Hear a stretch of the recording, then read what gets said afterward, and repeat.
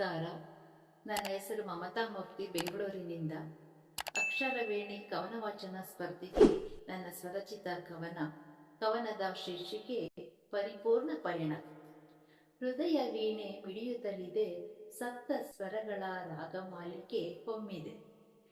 ಹೃದಯ ವೀಣೆ ಮಿಡಿಯುತ್ತಲಿದೆ, ಸಪ್ತ ಸ್ವರಗಳ ರಾಗಮಾಲಿಕೆ ಹೊಮ್ಮಿದೆ. ಭಾವದ ಗಾನವು ಜೇಂಕರಿಸುತ್ತಲಿದೆ, ಇನಿಯನ ಬರುವಿಕೆಗೆ ಹಾತೊರೆಯುತ್ತಿದೆ. ಮುದಗೊಳ್ಳುವ ಮೊದಲ ಒಲವು ನೀವು, ಎನ್ನಂತರಂಗದ ಸಿಂಹಾಸನದ ದೊರೆ ನೀವು.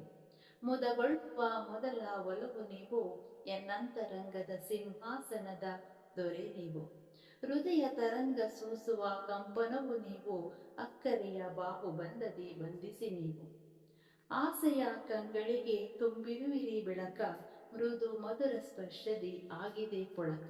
ಆಸೆಯ ಕಂಗಳಿಗೆ ತುಂಬಿರುವಿರಿ ಬೆಳಕ, ಮೃದು ಮಧುರ ಸ್ಪರ್ಶದಿ ಆಗಿದೆ ಪೊಳಕ.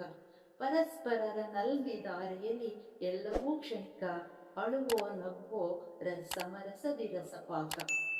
ದಿವ್ಯತೆಯ ಮೇರುವು ನಿಮ್ಮ ಸಂಸರ್ಗವು, ಪರವಶದಿ ಪರಿಪೂರ್ಣರು ಭವ್ಯ ಬಂಧನವು.